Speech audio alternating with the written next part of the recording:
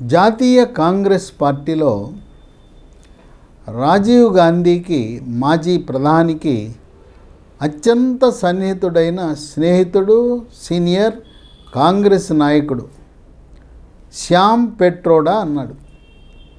ఈ శ్యామ్ పెట్రోడా రాజీవ్ గాంధీ ప్రధానమంత్రిగా ఉన్నప్పుడు సర్వం తానై అన్ని వ్యవహారాలు ఆయనే నిర్వర్తించేవాడు. ఇప్పుడు శ్యామ్ పెట్రోడా ఇప్పటికీ కాంగ్రెస్లోనే ఆయన హవా చెల్లుబాటు అవుతూ ఉంది. ఆయన ఎన్నికల ముందు ఒక విమర్శ చేశాడు. భారతదేశ ప్రజలను అవమానపరిచే విధంగానే కాక దేశాన్ని విచ్ఛిన్నం చేసే విధంగా ఉన్నాయి ఆయన వ్యాఖ్యలు.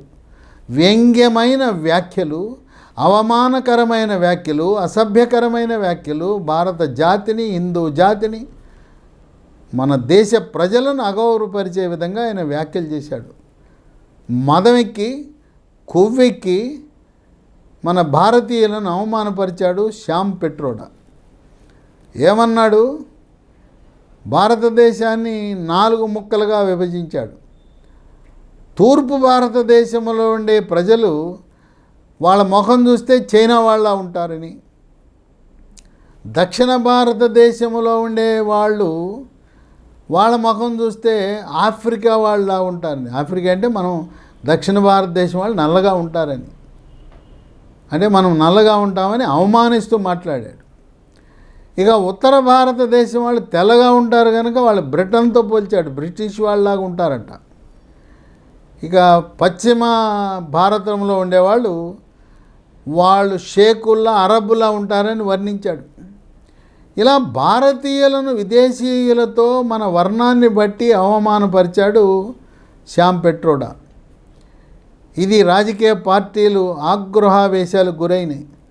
ప్రజల్లో అలజడి వచ్చింది. దేశాన్ని విచ్ఛిన్నం చేయడానికి ఇటువంటి కుట్రపూరితమైన వ్యాఖ్యలు చేశాడు శ్యామ్ పెట్రోడా అని చెప్పి కాంగ్రెస్ పార్టీని ఎన్నికల ముందు ఇరకాటంలో పెట్టేసింది.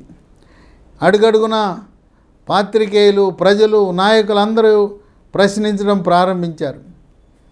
ఇక తూతు మంత్రంగా ఆ అగ్నిని చలార్చడానికి కాంగ్రెస్ పార్టీ ఏం చేసిందంటే, ఈ శ్యామ్ పెట్రోడా అప్పుడు ఇండియన్ ఓవర్సీస్ కాంగ్రెస్ పార్టీ చైర్మన్గా ఉన్నాడు.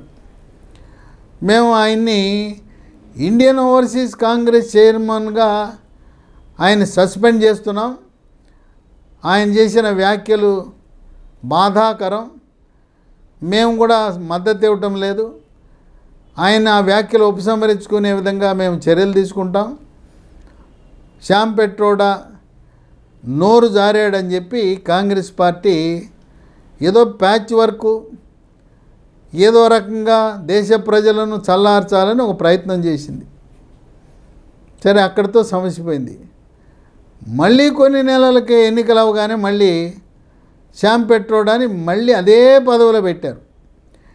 ఇండియన్ ఓవర్సీస్ కాంగ్రెస్ పార్టీ చైర్మన్గా పెట్టారు. అంటే ఏంటి? ఈ కాంగ్రెస్ వాళ్ళు భారతదేశ పౌరులను ఫూల్ చేసినట్టు కాదా? ఇది కాంగ్రెస్ పార్టీ యొక్క వక్రబుద్ధి కాదా? మరీ ముఖ్యంగా దక్షిణాది వాళ్ళు మన రంగు కొంచెం ఏదో నలుపు ఉంటుందని చెప్పి ఏకంగా మన నల్లజాతి ఆఫ్రికన్తో పోల్చడం ఎంత అభ్యంతరకరం. కనుక ఇటువంటి వ్యాఖ్యలు చేసిన శ్యామ్ పెట్రోడాను కాదు, ఆ కాంగ్రెస్ పార్టీని దక్షిణాది రాష్ట్రాలు తిరస్కరించి మనము కాంగ్రెస్ రహిత భారతదేశ దిశగా అడుగులు పడవలసిన అవసరం ఉందని చెప్పి దేశంలో ఉండే ప్రజలు, విజ్ఞులు, మేధావులు, ప్రజాస్వామ్యవాదులు, రాజకీయ విశ్లేషకులు కూడా భావిస్తున్నారు.